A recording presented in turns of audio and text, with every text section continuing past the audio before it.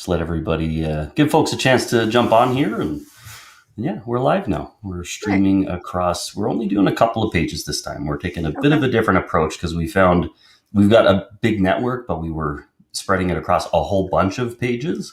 Yeah. And now we're just trying to tighten it up to just a few kind of main ones here, right? Yeah, no, that's reasonable. So, and where was it you're at, Cassie? We're in Prince George, British Prince Columbia. So George. yeah, like center of British Columbia. You got to go through here to go anywhere else. So Yeah. yeah, Yeah. Pretty, like, what's it like there? Are you guys on an acreage? Do you guys have lots of space? we're in town actually. So our goal is to be out on acreage eventually, but we've got 3 children of our 5 children have special needs. Oh, So wow. the accessibility to resources and services is really important to us. So our 2 of our children have been diagnosed with autism, and one's on the wait list for an autism diagnosis.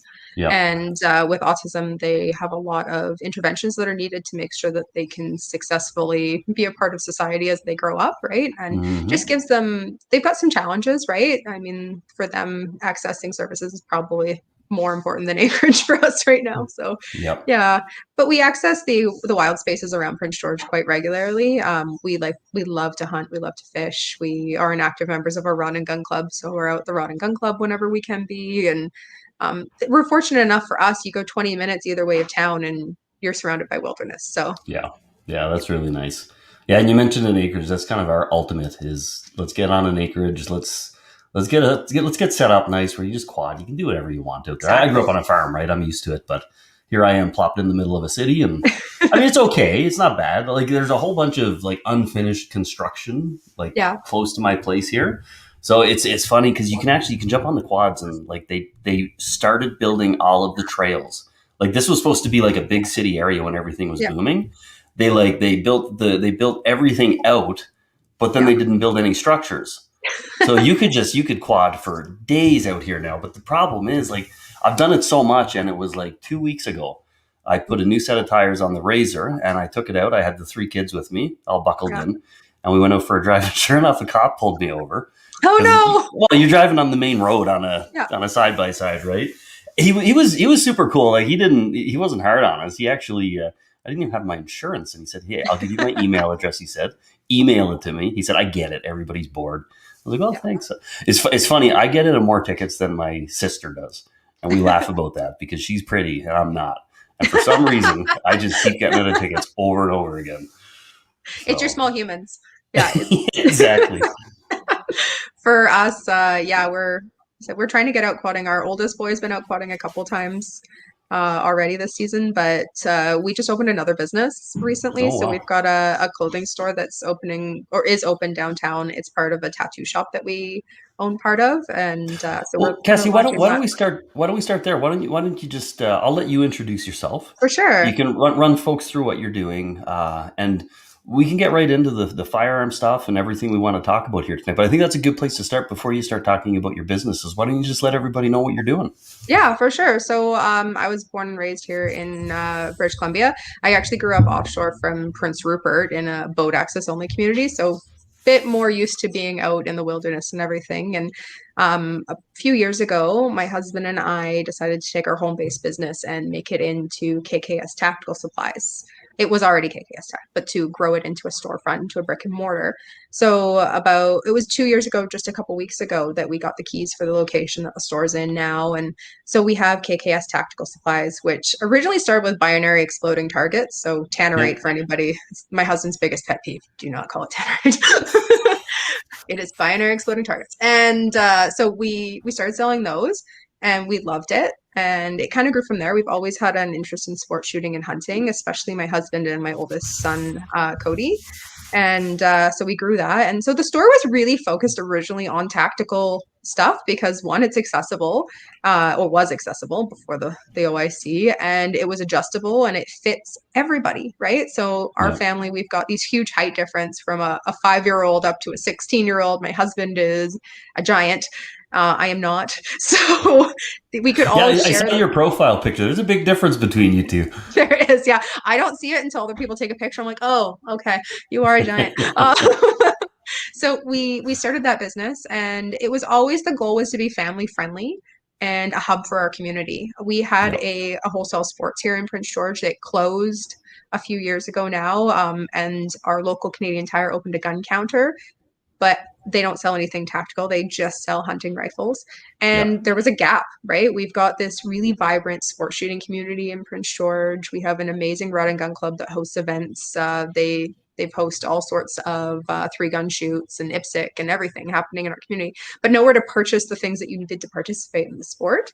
Yeah. And since we really love doing it, we thought, okay, well, there's a niche market here. There's a need for this, and let's offer it. But let's not just offer it for the standard demographic that people think, the stereotypical firearm owner. Let's offer it to the moms. Let's offer it to the kids. Let's make sure that a family like ours can walk through our doors and go, I feel comfortable here. My kids don't have to hold their breath and feel uncomfortable. My wife doesn't feel judged if she doesn't understand what a 243 is or doesn't know how to figure out what firearm fits her properly, right? And that Yeah. was our goal from day one, was to just be this accessible location. So we've got things like arcade machines and toys and stuff like that. My husband and I are both just really big kids at heart too. So we did that, and we were so accepted by our community. It's been amazing. We got so much more than we thought we were going to in that first year. And it's just been wonderful. We've partnered with all sorts of organizations in our community too. So we do a lot of community work. And from there, we were approached about a year ago, just under a year ago, to partner with a local tattoo shop. So we thought we'd Yeah. expand into that. And then from that, it's grown also into a clothing store. Wow. So, and then following the ban from last year, so we did lose a lot of inventory on the May 1st OIC of 2020. And we've kind of been navigating that. We've got our legal action, the Parker versus Canada, that is being supported by the NFA. And we've gotten so much support from legal firearms owners and just Canadians in general, not only firearms owners, since that became Hmm. public last May. But we're still trying to navigate for our business what that means to have this huge financial loss of inventory that just sits there. It loses money, really, it devalues the longer it sits around. And Yeah. I lose the potential sales that I would have had from those firearms because they were really popular. Yeah. And so we've decided also now that we are going to do hydro dipping, so hydrographics. So we've invested in a company called Liquid Customs, which is an Alberta-based Canadian custer. Oh, I know the brother of the guy that runs Do that. I was you? very good friends with him, actually. Yeah. Awesome. So yeah, we've got our tank. It's going to be launching in the next couple of weeks. We're really excited about it. We just did the training with Bobby from Liquid Customs a couple weeks ago.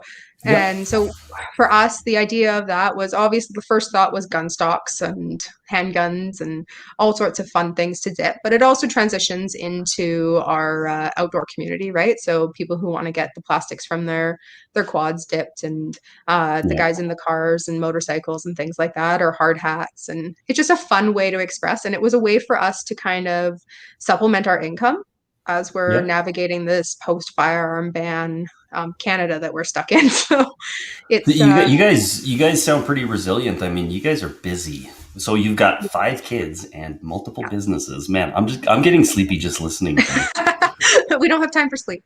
you. Well, you mentioned the family aspect of it, and so I grew up on a farm. There was lots of firearm stuff there, but it was never the recreational stuff. And I just recently started getting into the recreational stuff. My wife was very good to me. She let me buy a lot of stuff, and Nice. I've been taking the boys out to the range with me. We've been out quite a few times now, and I just can't get over how much they love it. They love every minute of it, and I've got a Kodiak Defense 180 Mhm. here, and my 10-year-old. So he's been using the 22. He's been watching that, and he really wants to shoot that. He's very interested in it, right? So we're kind of toying around with, I'm going to pick up a tripod or a Nice. bipod, and maybe The get him set bod up. pods are amazing. Are they? Yeah. Yeah, they're fantastic because you can go from a prone to a standing with the same piece of equipment, Oh, really? which is I'll have super to check cool. that out. Yeah. But yeah, but that's the thing. It's like I find it just grows them right up. Like before I got into firearms, I mean, that would be something that would have probably been a little bit frightening to them. Mhm. And my 8-year-old, he's 7, he's about to turn 8. I had him out at the range with me and with the 22, and it was just me and him. And he took a few shots. He was uncomfortable. Mhm. And then the next time I took him out, you couldn't take the gun away from him. He just wanted to shoot the target the whole time. He just nonstop. That's So it's awesome. my wife and I were laughing the other night because it's funny because moms are always the protector, and she's always she's taken such incredible care of our children. But what's happened is she started working full time at the school, Mhm. and I'm working from home, so I've taken over a lot of the mom duties, and I'm a little bit more reckless than she is. So we're to the point in the last few weeks we got to the point where I actually got them another cell phone line. They go out Oh, and wander with a cell phone now. All three of them in the neighborhood. You perfectly know, reasonable. they've all got quads. They're shooting guns, and it's like this is like 10 weeks after she starts working. So, but again, it's funny. Like when you push them a little bit, it's incredible how much they grow, right? And it doesn't take much, just that little bit of freedom, and they just blossom. I don't even say it as pushing. I see it as believing in them, right? If you Yep. enforce that they are capable, if you tell them that they are able to do things and that they will be successful, they will be successful because Mhm. kids will live up to your expectations, right? Yep. And if we tell somebody, I mean, this is it's a side note, but like that's part of the reason why we support some of the programs that we do in our community that really focus on youth and especially high risk youth because these are typically children that are be told that they're not going to be successful, right? They're going to amount Yep. to nothing. They're not good at anything. And you know what? They're going to believe you and they're going to continue to do that. And when you teach a kid that yeah, no, they are capable, that they can be successful, that they can be responsible, it's Yep. amazing how much they grow and how much they flourish, right? I Yep.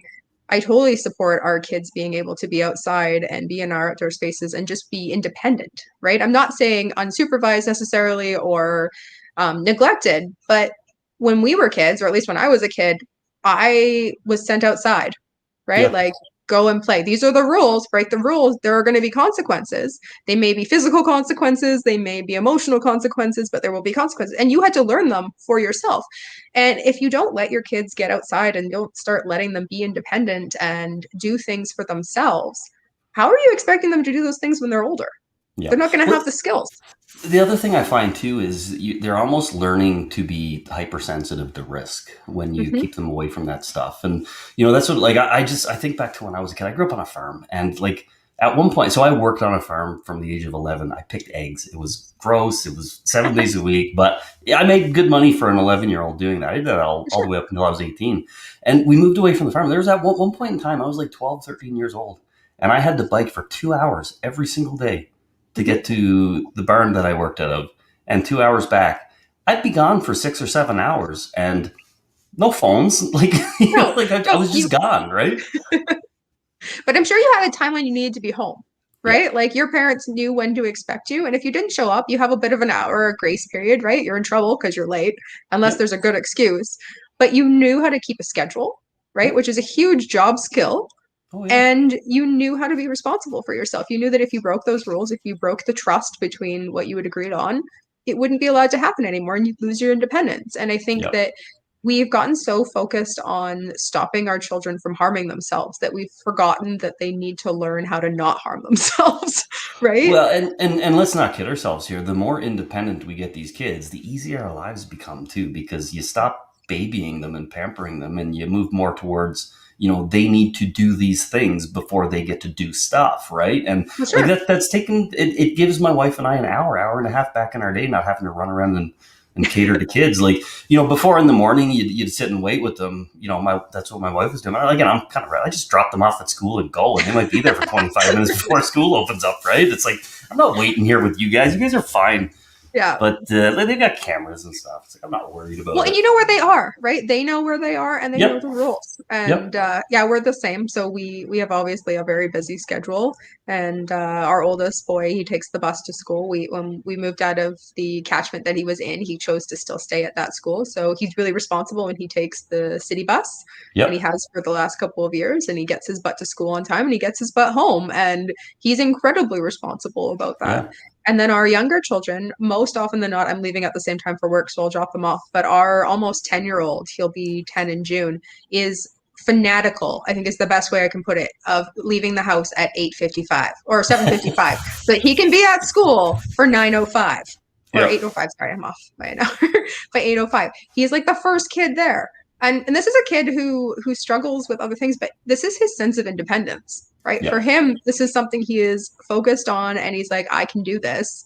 I'm good at this. I will be there first, right? Like, Well, and at and that age, if they're learning to be regimented and punctual, and like those mhm, are all really good things for kids to learn, right? 100%. So I fully support that, right? And he said, when you're busy, like parents have to work. We're no longer in an economy where one parent can work and the other one can stay home and focus all their attention on rearing the child and taking care of the house. It's just not realistic. It's Yeah. sad, and I in a lot of ways, I mean, as much as I love being a woman and working and all the independence that I have doing that, I would in a heartbeat take the opportunity to be able to stay home and know that my family could still have the same level of support that we need, right? And Yep. many families, I'm sure, are like that. There's a definitely a lot less chaos on a day where you didn't have to work till 5 and then get home and make dinner, right? Hmm. But we're not in that reality anymore in Canada, and I don't think in many other countries in the world are really in that reality anymore.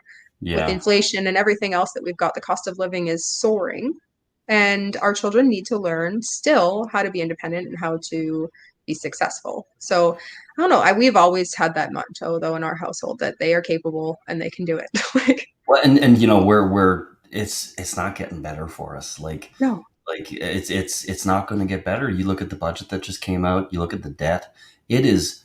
We are in this absolutely insane place right now. That 5 years ago, if you told me that it was going to be this bad, I would not be able to comprehend how things could probably get to where they are today.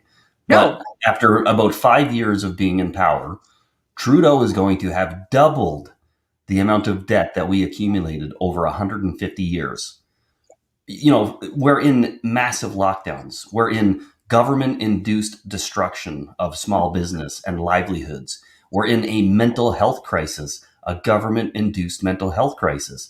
And like it's all manifesting in opioid deaths, in depression, in like I feel fortunate because we've managed to, like, our kids have grown a bit because of, we've gave them more responsibility and more freedom and everything. But when you look at a lot of families, like activities, a lot of families were really dependent on hockey and martial arts and all that stuff, and that's all gone.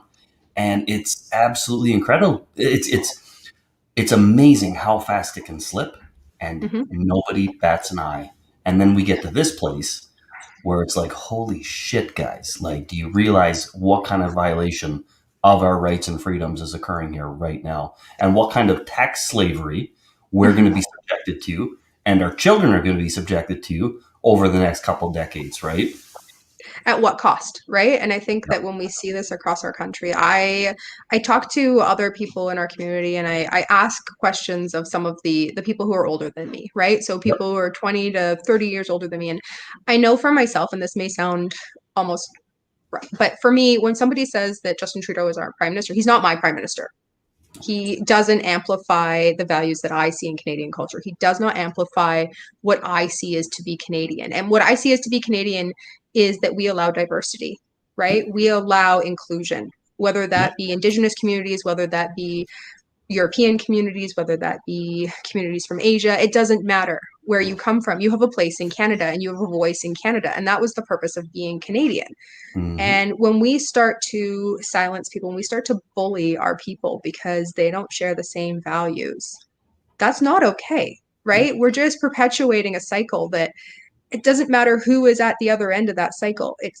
It's just going to keep happening, right? We might switch places, it might be another group's turn, but this has been going on now, like you said, for 5 years, right? We Yep. see this division of not only provincial, in each provinces, I think, is seeing different divisions. I know we're seeing it in British Columbia. We're seeing a huge division between our communities, between our cultures, right? And what is socially acceptable now, even if it doesn't impact you, right? We see that in the firearms community. We see that in the hunting and sport shooting community. We see that in the Indigenous communities, right? We're pitting each other against each other.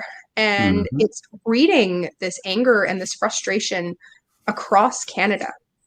But we still keep pretending like it's okay, right? People just keep signing off on their rights. They keep not acknowledging that they've lost something because it's for the greater good, right? It's Yep. okay if I don't have this because now it's everybody else will be okay over here, but they're not okay over there, right? And we can't be pretending that what we're doing is working because it's not. We are losing jobs. Families are Yep. losing the ability to take care of themselves.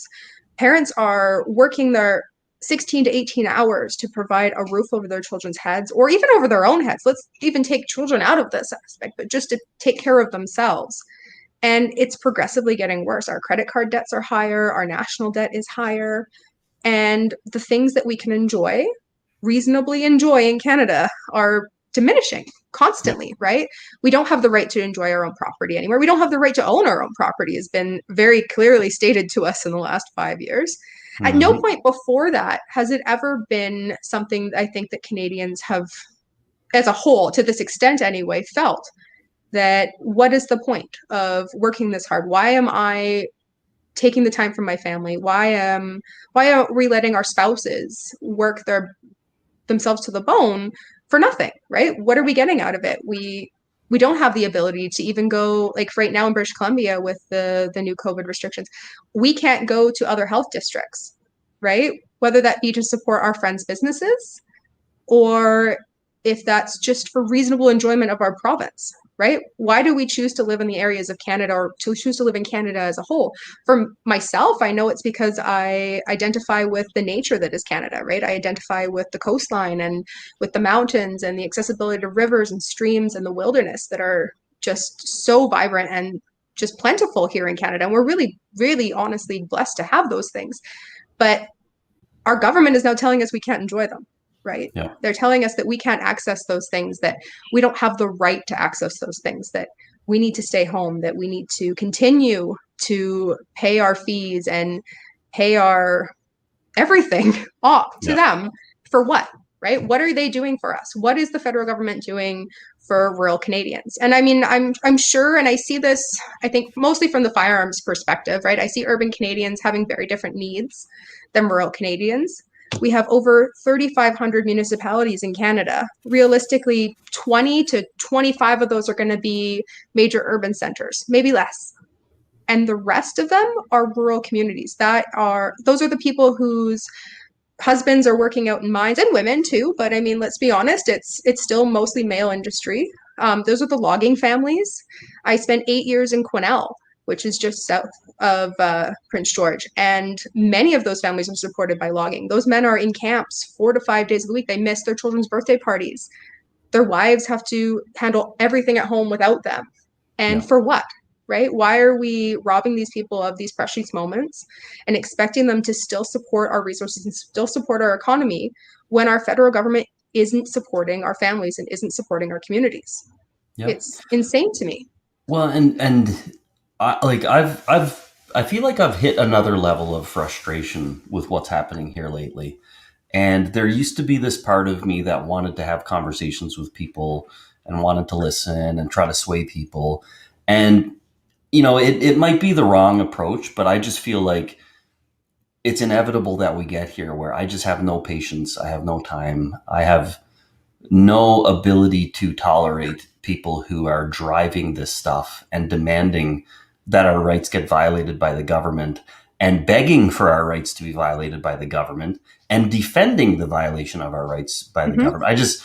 I just automatically when I encounter these people now, there's just the very big part of me just pushes back, and there's just no conversation to be had at this point because this subversion that we're seeing, this destruction we're seeing, they're perpetuating this. For They're sure they are. they're asking for it. They're demanding it. They're driving it, and they're justifying all of these actions that, in my opinion, just really can't be justified at this point. Now, don't get me wrong. I'm for protocols. I think there's a whole bunch of stuff we need to do, but the absolute destruction of society that we're seeing around us right now is Mm-hmm. not it. That is not the thing that has to be done.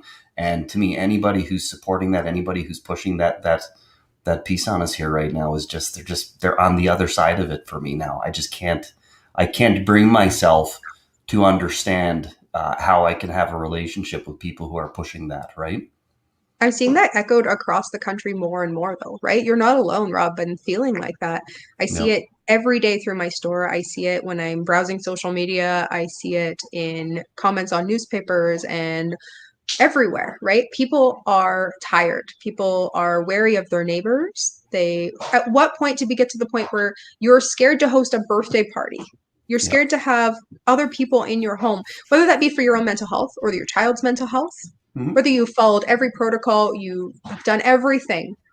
But our children are living in fear. We're living in fear of our neighbors, right? And it's being perpetuated by the provincial government. I mean, in Ontario, we saw Ford just give permission to the police to just pull people over at random, right? Yeah. To accost people following their day-to-day lives. So they, whether, why did they leave their house? Where are they going? What is their address? We're Yeah. seeing children being accosted by police officers, right? We've got that young man in Ontario, same thing. He's being thrown off his scooter, right? My husband and I were just Wow. talking about this, right? And now we're seeing it in other places too. I mean, my two of my siblings live in Manitoba.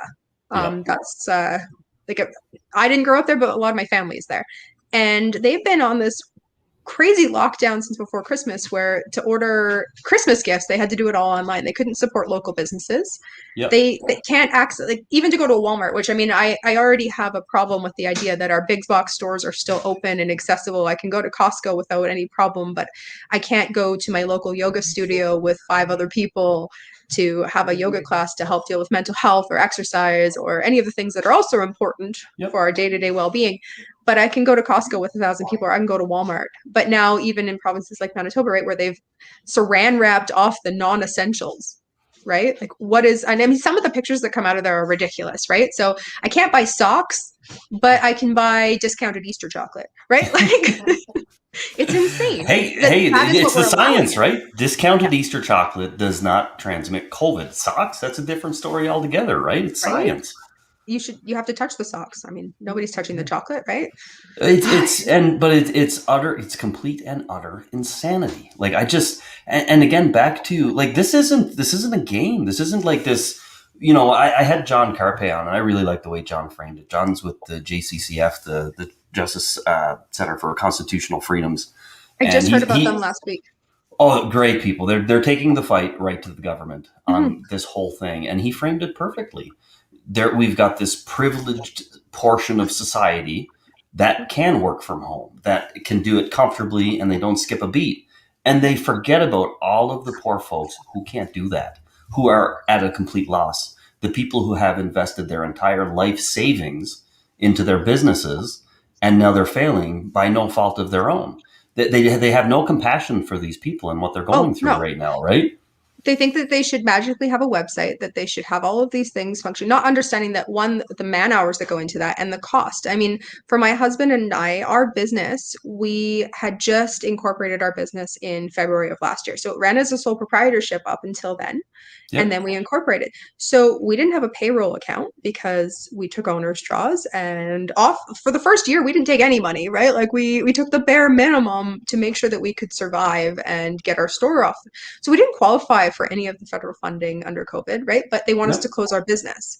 We're part of a blended family, right? It's just the reality of most families now in Canada. And when Yep. COVID first started and our schools closed, 4 of our children went to Quesnel for 8 weeks because we didn't know if our daycare was going to reopen.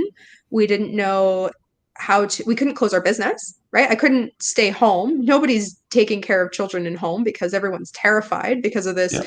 2 weeks to stop the curve thing that is now a year going by. I have Yep. never been away from my children for that long. It was the most awful experience. My poor husband, eventually, a few weeks in, was like, "You need to do something. You need a hobby. You can't just cry and go to bed." Like, I mean, we as parents, I mean, we all face that exhaustion of like, oh, I could use a couple days away from my kids. 8 weeks was too much away from my kids, Yep. and but I'm not. Our family's not the only one who went through things like that, right? And Yep.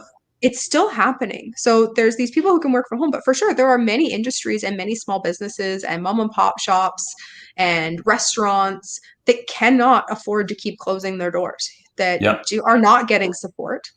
And the reality is that that money comes from somewhere, right? It's our investments, it's our savings, it's our hard-earned money.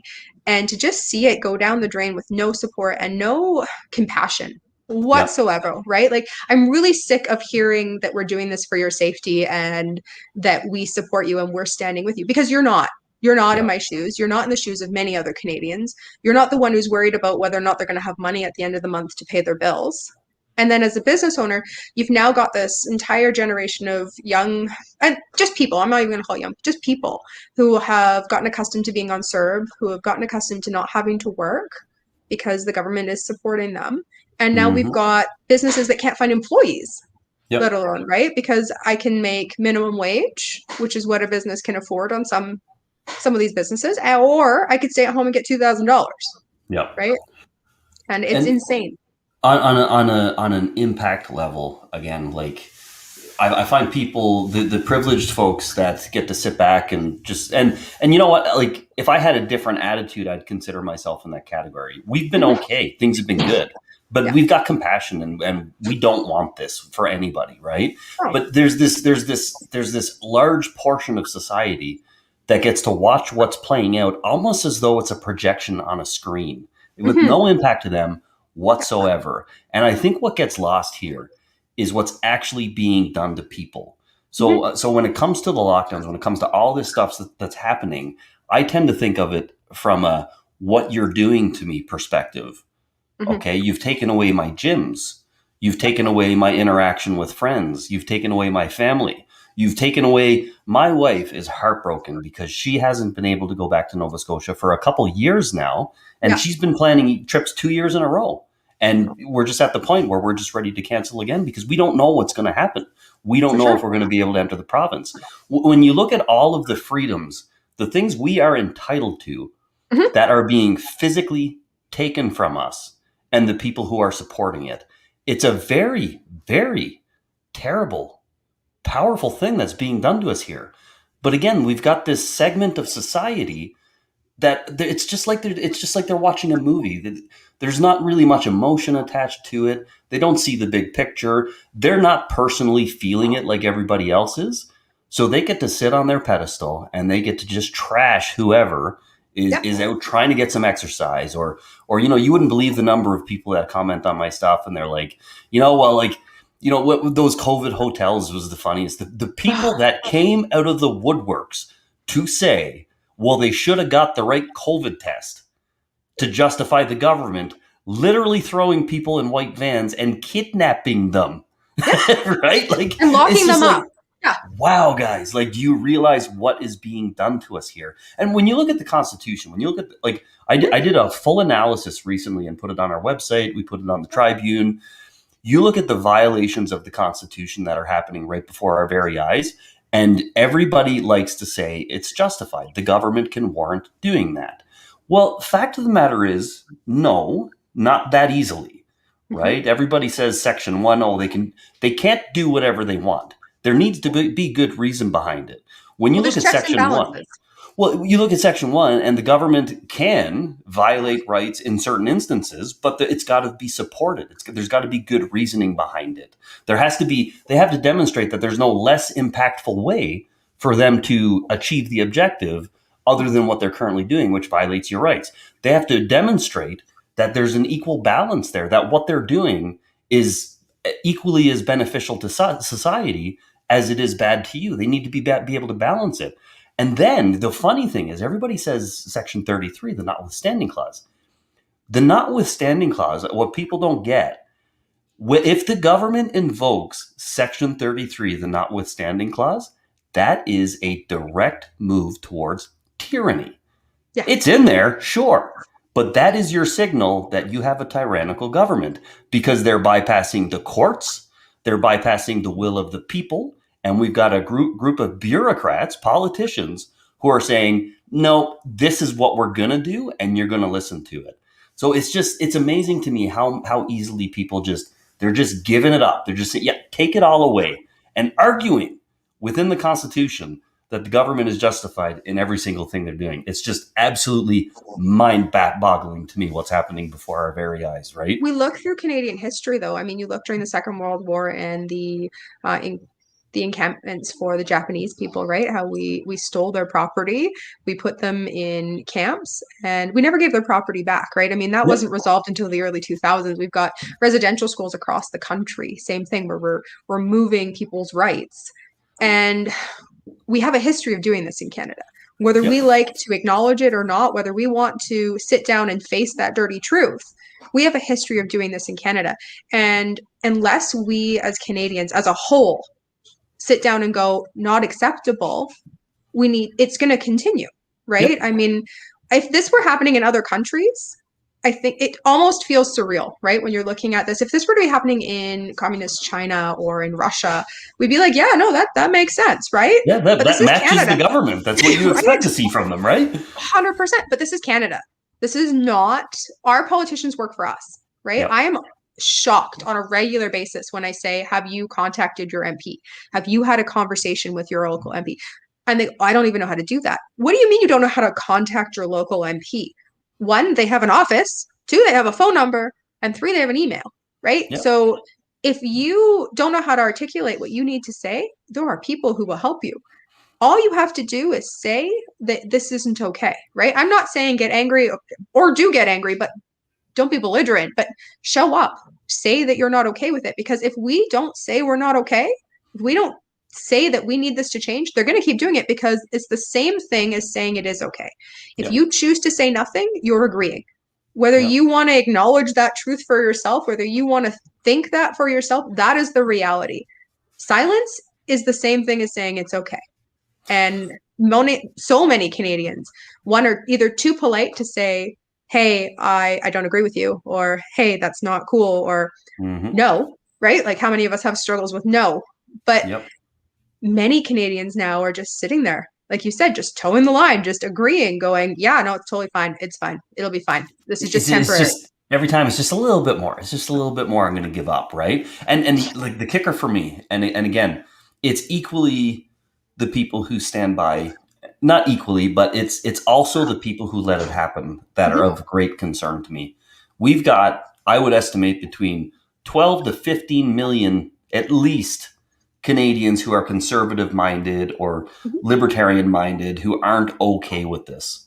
Where are they? That's my question: is where are they at? You know, They you didn't get you vote get during the last federal election. I mean, no, we had you get the dismal odd voter rally. turnout. You get the odd rally where a bunch of people show up and they make some noise and everything, but for the most part, they're going to keep doing what they're doing if they continue to get agreement from the population on it, Mhm. right? And so we've got the one side that's pushing it towards us, but then we got the other side that's not pushing back, and that's where we lose every time. Is the other side? They seem to have it down pat. They seem to have pushing down to a science, right? We're seeing it in British Columbia right now with science-based hunting regulations. So we have this really big population of people from urban Vancouver, Victoria, the lower mainland, who are pushing to end wolf hunts and trophy hunts, not understanding that we have science-based wildlife management in British Columbia. So the amount of animals that can be harvested is regulated. How we Yep. harvest them is regulated. There are tags, with the exclusion of wolves. We don't have a tag limit for wolves yet. We do have a bag limit, but not tags, physically tagged. So, I mean, we have room to change. We have room for dialogue. But this particular group is attacking hunting. They are attacking wolf hunting, black bear hunting, cougar hunting, and sheep hunting, right? Because they view them as trophy hunting. Now, with the exclusion of wolf hunting, because you cannot eat canine meat, it will make you sick. Hmm. All of those other animals are harvested for consumption, Yep. right? So like we are avid hunters and we support it. But what we're seeing right now is this huge outcry from the lower mainland. We're seeing these huge media pushes where they've got tens of thousands of people signing petitions, and we have less than 8% of legal hunters in British Columbia saying not cool. This is I support science-based wildlife management in British Columbia. So Yep. associations like the Wild Sheep Society have a full online platform where you go to it takes you 2 minutes. You enter your name, you enter where you live, you pick out who your MLA is, and they send it off and they say, I support wildlife, sustainable wildlife and science-based wildlife management in British Columbia. But I mean, we saw this a few years ago when we lost the grizzly bear hunt in British Columbia, right? This was a hunt that was sustainable. It's an apex predator. Yep. And it was not, the decision to end it wasn't based off of science. And the NDP here in British Columbia were very upfront about that this was based off of social perception. So at some point, right, that's insane, right? So we have an apex predator that is not being actually controlled properly, right? Yep. Because let's be really honest. As human beings, we access our resources and we have an impact on our environment. Whether that's positive or negative, that's on us. Yep. But we have an impact, whether that's through farming, mining, forestry or fisheries. So we need to counter that, right? We need to look and see how can we help to make a positive impact then on the things that we have chosen to do. And when you base it off of social perception, not off of science-based management, there are consequences. I Yeah. mean, we are seeing skyrocketing numbers of grizzly bears in areas where there haven't been grizzly bears previously. And this was not an endangered species, to be Yeah. clear, right? These are very healthy, sustained populations. And we see an economic problem with that. So we see full guiding outfits now being closed. We see a tourist industry because there are tourists who come in for hunting. Yeah. And I know that's one of the fights that they will have is that this is a trophy hunt, but that meat, those resources typically go to indigenous communities. And now, not only that, but we have put the entire burden of grizzly bear hunting on the indigenous communities in northern British Columbia. So the Yeah. places who sustain themselves off of caribou and off of elk and off of other wild ungulates who are now being targeted by these really large apex predators that are incredibly dangerous. Let's like Hmm. nobody's walking. It's not Yogi Bear. He doesn't want your picnic basket. He Oh, wants they you, are. right? Those are They're beautiful. frightening animals. They are beautiful, but we are leaving that on our indigenous communities who are putting them at unnecessary risk. I mean, if you have, there's a really cool podcast that comes out of here in Prince George called the Cut Banks Conversation.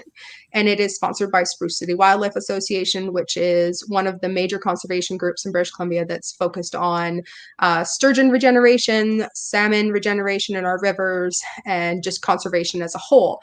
And they had a really cool conversation with the chief of the Tahltan Nation about the impacts of not having any support in conservation around grizzly bears.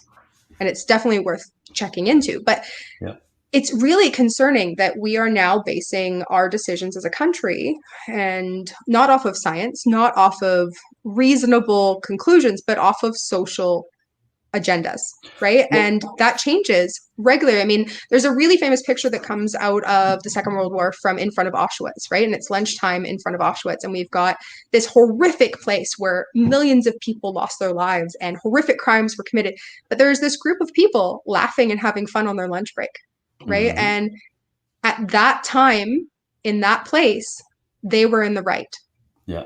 They socially their social conscience was telling them that there was nothing wrong with what they were doing. And we know now, because we have the accessibility to look back in history to go, no, that was not acceptable. Yeah. And we need to start looking at things not from a social lens, but from a science-based lens, from a lens of what is our country going to look like in 5 years? What is our country going to look like in 10 years? What is our country Yep. going to look like when my children have children? And right now I'm terrified. This is Cassie, not the Canada. there's this meme that I always loved and it always resonated with me. And it's a whole bunch. It's this meme. It's like all these hands joined together in a circle and it says, none of us are as dumb as all of us. And it like, that resonated with me so much because like you want to talk about true evil, okay, in society. And I'm not saying intentional evil. I'm just saying you want to talk about the true evils within humanity. To me, one of the biggest evils is the virtue signaler. Okay. Mm-hmm. So you think about these trophy hunts, you think about the balance that brought to these apex predators and to the food chain, the whole 9 yards. Okay. How many animals are starving to death that these people don't witness? How many animals are dying horrible deaths where they're starving to death, where you guys were able to hunt and keep balance to these things, right? These movements tend to bring in a significant amount more suffering Yeah. than the actual act of trophy hunting and whatever else it is people are doing. And the funniest part, here's the funniest part to me now. A buddy of mine, Ian with Odell Engineering, actually brought it up. Yeah. He was saying that his stuff, like hunting stuff, was getting reported. So if you have a picture of yourself with a dead animal that Mm-hmm. you hunted, that's getting taken down by social media.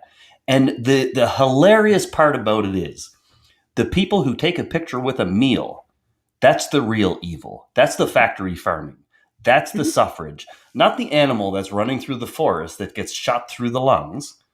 It's the animal in the factory farm that knows it's about to be slaughtered, watched all of its fellow animals be slaughtered right before its very eyes, and Mm-hmm. these people will sit there and cheer about eliminating this hunting that brings balance to a community. and then they'll turn around and snack on a hamburger and not even think twice about it, right? I always find that ridiculous. That's one of the arguments. Why do you need to hunt? You have a grocery store.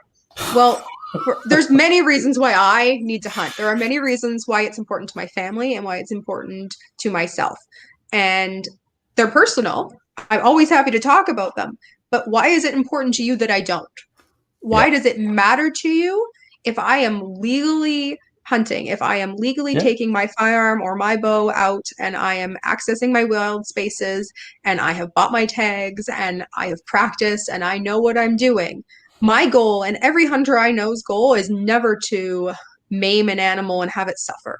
All yeah. of our goals are to respect our harvest and we Now, take unless it you in the shoot it most with an respectful. AR-15, it's the whole animal's going to explode if you shoot it with an AR-15. But Let's totally not forget fine if about I take that, a right? bolt action 223. Not a I, problem, right? I can use that 300 Win Mag and nobody will say a word about it. But No, AR-15, you're going to blow the whole animal. There's no point. It just the it's gonna meat's blow no up good. that deer's head. I don't know if you knew that. Mm, Have you heard that snippet from the CBC? I did. Lovely I did. expert out of Simon Fraser University who studied for an hour ahead of time, which made him the expert. Really interesting. And yeah, no, it's those people don't have an understanding, right? I mean, when we talk Yep. about firearms, firearms are a huge part of my life, right? At no point, and I'll be the first one to say, I didn't grow up in a house full of firearms. We had firearms. I really, literally grew up in a cabin in the woods. We Yep. collected rainwater off the roof. We didn't have a working toilet in my home till I was 16. If you got home and the tide went Old out, school. old school. Like my parents are true hippies. Like they were like, hey, let's get in the bush. You'll be fine. Um, there were a lot of instances like for us, like if you ran out of milk, you were out of milk. There Yeah. was no, hey, I'm just going to pop over to the grocery store. So for Yep. us, we had firearms in the home because occasionally bears also wanted to come inside, or Yep. occasionally you'd get a pack of wolves that wanted your animals. And Mm-hmm. it was about survival. But it, aside from on New Year's Eve when my dad would let us fire one shot off at midnight, that's the only time I ever saw the firearms in my home. Um, Probably not the most responsible thing, Dad, but that was the only time we saw them. And now, as an adult, right, my every single day is surrounded by firearms, and I love it. I think it's incredible. It's Yeah. empowering. As a woman, I love going to the range. It's relaxing for me. I equate it to yoga. Honestly, I Yeah. have to control my breathing. I need to be concentrating. I need to be focused. I need to be in the moment, and it's so much fun. And I don't mean like I love killing things. I mean target shooting. I mean going out with my family and enjoying wilderness or all the things that surround my firearms and taking care of my firearms and everything like that. And for us, like we use tactical firearms, right? Yep. So we will set up things. So we're waiting right now for our RSQ2. I have an RSQ1. They're Canadian made by Adler Defense. Really cool semi-automatic competition shooting rifles is what Yep. they've been listed as. They're really, really neat. Mine is custom Cerakoted in hot pink. My Oh, husband's will be custom Cerakoted in OD green. Um, nice. and we enjoy hunting with them. Now, there's always going to be an argument from any side on what firearm's the best firearm. I mean, we see that with the 6.5 Creedmoor constantly, right? We've Yeah. got the guys who are like, I love my 6.5 Creedmoor, and the other guys are like, here's your man bun, Yep. right? Like, would you like a pastry? So there is dialogue and there's conversation, and everybody has their favorites. But Yeah. for us, we love our semi-automatic firearms. We love our bolt action firearms and our lever action and our pump action too. But if we can go out and have a multi-purpose firearm where not only can I target shoot, but I Yep. can also hunt with it, I'm on board. I think it's fantastic. And I mean, for we see across Canada, right? I see this dialogue with our platform that we've been given with our legal action against the federal government is the anti-firearms community constantly. Well, why do you need a fully automatic firearm? Why do you need an automatic firearm? Why do you need a well, to clarify, I don't. But what I choose to own in Canada shouldn't be any of your business as long as I'm not breaking laws Yep. and as long as I am being responsible and following the laws that are there, right? If I follow the rules to get that firearm, what does it matter to you? Yeah. Right? Why I have it and what I'm using it for. But for us, like we just love it. We love going out. We love target shooting. We love hunting. And those semi-automatic firearms that are a good chunk of them are now prohibited in Canada are Yep. a big part of our community and a big part of many of our friends and families communities, right? And Yep. to prohibit them in Canada for no reason. I mean, the same talk we hear over and over again is that it is for our safety. Yeah. I don't feel any safer, Yeah. right? I don't feel like my rights are being protected. I don't feel like my safety is in mind here. In fact, I feel the opposite. I feel Well, threatened. there's no safety in mind. When you think of, and it comes back down to that comment I made earlier, none of us are as dumb as all of us. Mm-hmm. When you really start summing up the things that are hurting people. Okay, so my wife absolutely hates it. I actually use TikTok a lot, but I like TikTok because it's funny how ridiculous people are on TikTok. And there's just nothing lately, and I might just be a little bit ticked off and angry, but there's nothing more fun than for somebody to say something absolutely ridiculous and just obliterate the comment. Because there's a million people just as dumb who are Mm-hmm. thinking the same thing this person just said. And what I've actually completely stepped away from defending firearms ownership. Yeah. And when people take the stance that they're anti firearms and they care so much about the sanctity of human life, I call them flat out liars, Mm-hmm. virtue signaling, evil people who don't care a lick about human life. The only thing they care about is taking my property from me because, like the way I sum it up is if you took all of the homicides committed with firearms over the last 5 years, for example, Mm-hmm. let's, you will never convince me that those are preventable deaths. First thing, you Yeah. won't. Nope. People don't just get the idea to kill because they have a firearm. But Well, my let's black just guns don't say, make me want to commit murder. No. well, and let's just say, just for argument's sake, okay, they're all preventable. If they didn't have guns, they wouldn't have happened.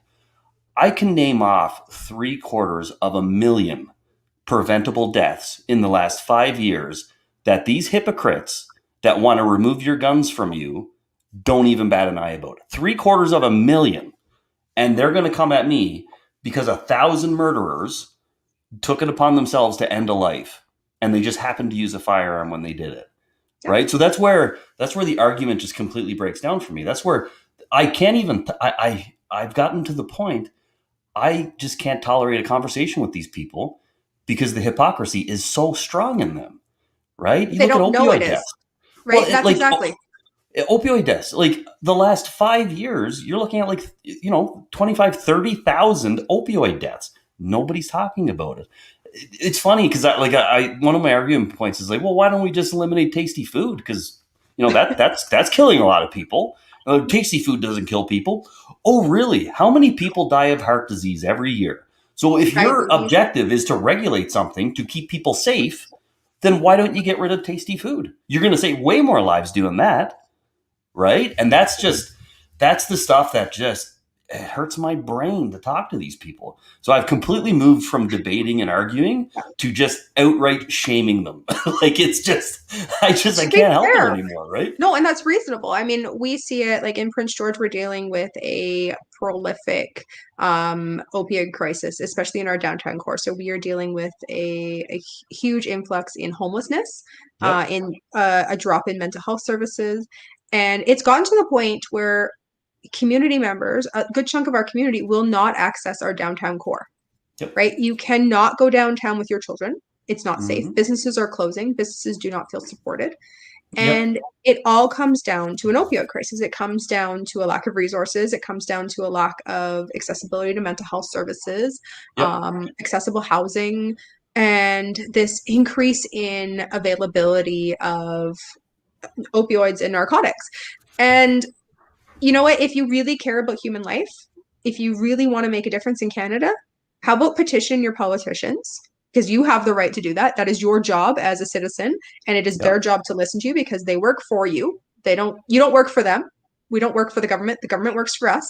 And you petition them for the things that are really going to make a difference in Canada. Because when we look at this firearm ban from May 1st, when we're dealing with a multi-billion-dollar confiscation of Canadian property, right? That's what this Hmm. is. It's a confiscation of Canadian property worth billions of dollars that comes out of your pocket and my pocket, out of taxpayers' pockets.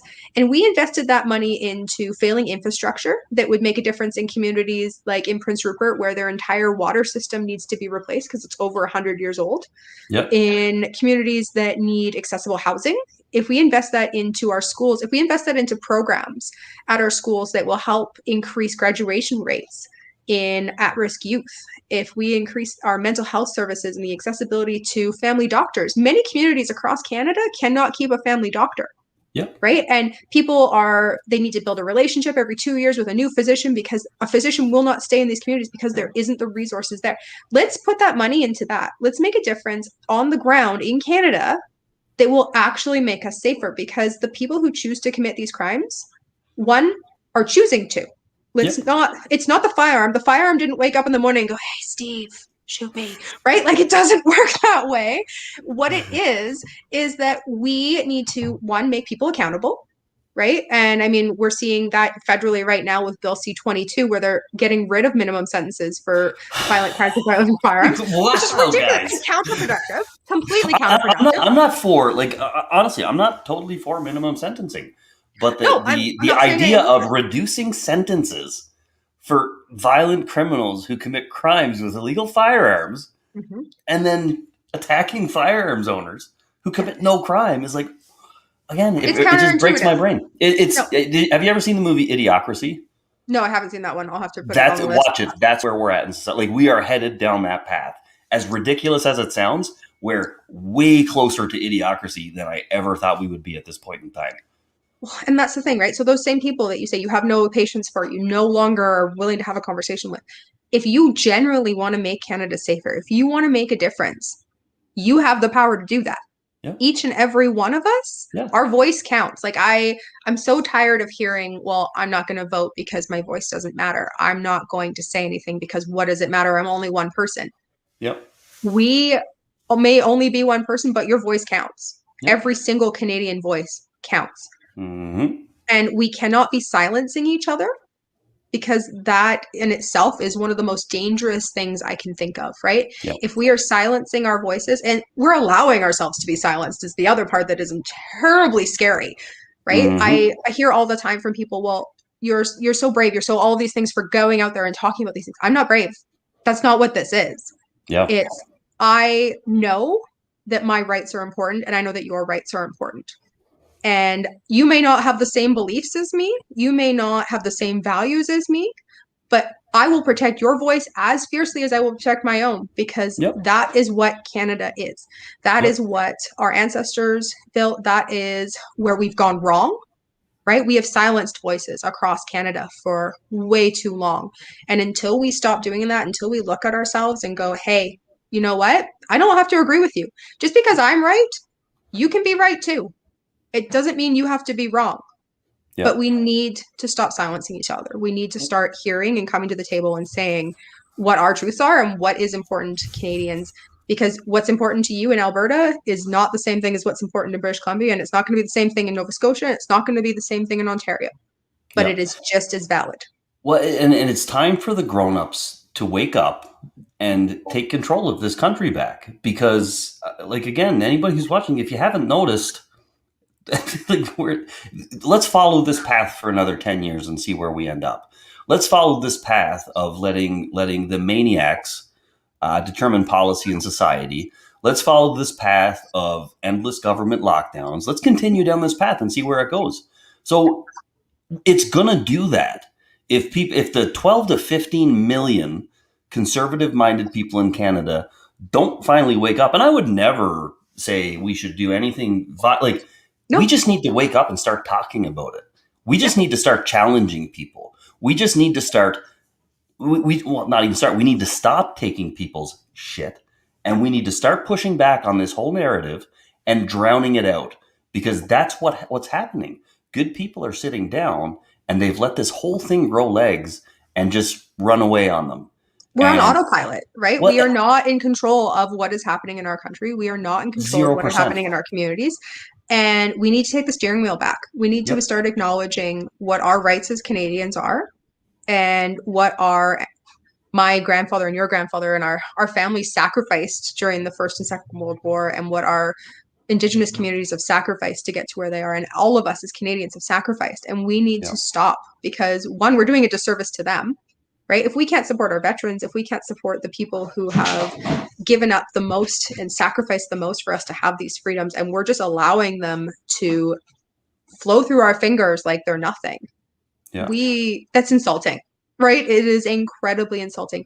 And it should be insulting to every single one of us because your rights are important, right? That is how you're going to keep your wealth, right? That's gonna how you're gonna keep your home. It's how you're gonna keep your resources. And if you just go on autopilot and you start saying you don't care, it doesn't matter, my voice doesn't matter, or I don't care what you do, it doesn't affect me, it does affect you, right? Like you Yeah. said, in 10 years, what does Canada look like? Because right now, the Canada that I see is not a place I want to call home, right? And that Hmm. is incredibly scary because I love Canada. I love our country. I love our people and our culture and our diversity. And we are getting rid of that. We are systematically erasing our cultures and our diversities based off of social perception of the people who have accessibility to sharing their platforms, right? And I mean, we're seeing it across social media platforms right now where anybody who is not following the narrative that they've decided is acceptable is being censored, right? Yeah. You touched on it already, right? People hunting and their pictures being censored or removed, or entire platforms or groups are being censored. Or even, I mean, let's go back to Bill Blair, right? He just made a really interesting comment recently about how Oh, I all know. extremists are members of the gun lobby, right? So not every member of a gun lobby is an extremist, but all extremists are a member of a gun lobby. That's I'll tell you, the left wing extremists that are trying to take our freedoms away from us, they're not in any gun lobbies, and those are no, the most dangerous ones. yeah. Those are the I got most a dangerous ones. when we first announced publicly that we had filed our legal action, the Parker versus Canada case, some of the comments I got, we keep a track of them, and some of it's, I jokingly say it's funny, it's really not funny, but it's kind of entertaining, right? We Hmm. got one that said that if I didn't change my values and my perception, I didn't belong in the new Canada. I wasn't aware that we were moving towards a new Canada. I was perfectly content with the Canada that I know and that I live in, Yeah. right? And if you feel like you need to censor people's opinions and you need to censor people's values and what is important to them in their communities and in their family units, I don't really want to be a part of that Canada, Yep. right? That is not Canada. That can be, let's pick a new name for it, right? Yep. Like that's not Canada. We can Well, call it and it's like when I talk about people standing up, I'm not saying I expect 12 to 15 million people to stand up and fight for my firearms. no. I expect them to stand up and just fight for our freedoms. That's it. And that includes firearms. That includes going out and going to parks. That includes your kids having birthdays with their friends. That includes gatherings. And what that doesn't include is the government forcing people into a mental health crisis where all they have is access to alcohol, weed, fast food, no gyms, and just constructing this whole destructive strategy that they've unleashed on society. So like I'm not asking for anybody to fight for me. I'm just asking for people to fight for the freedoms of Canadians. That's what it's all about, right? Just fight for themselves, Yep. right? Because like I said, you are in control. You may not feel like your voice matters, but your voice is just as important as my voice or your voice. And you may not think you have a platform, but you have a platform in your community, Yep. right? It takes one small step and then two and then three and then you keep going forward, and it's not an easy process by any means, and not every person is going to agree with you or share your core values, but your values, you shouldn't be taking them and putting them in a safe little box somewhere where you don't share them anymore because they're not socially acceptable. And I'm not Yeah. advocating for hate. I am not advocating to put people in danger.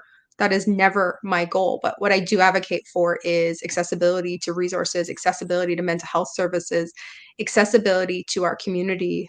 And our communities can be all sorts of things, whether that be a religious community, or it is your kid's soccer team and the other moms, or for myself having children with special needs, the accessibility to other parents who are struggling, right? And who just want to have a voice, or accessibility to daycare services or a babysitter so that you can take 5 to 10 minutes for yourself or go to the grocery store without a screaming child if they're Yep. struggling, right?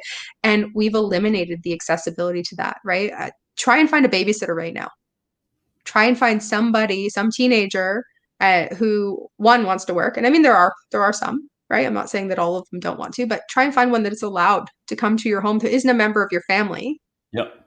to make it so that you can participate in your local economy, right? Because I mean, when we go out and we access food from a local restaurant, we're supporting our local economy. When we support, like you said, your local gym or our small businesses, you are supporting your local economy, which supports your schools, which supports your kids' sports teams, which does all of those things.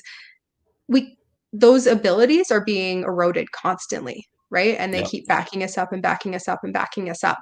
And eventually those aren't going to exist anymore, right? Your only Yeah. option is going to be to go to Costco. Your only option is going to be to go to Walmart or a big box chain of grocery stores because the small shops aren't going to be able to support themselves anymore Yeah. because that money has to come from somewhere, Yeah. right? And But before we sign off, like I think the one thing that always stands out to me, and it's, I got involved in the firearms conversation fairly recently here.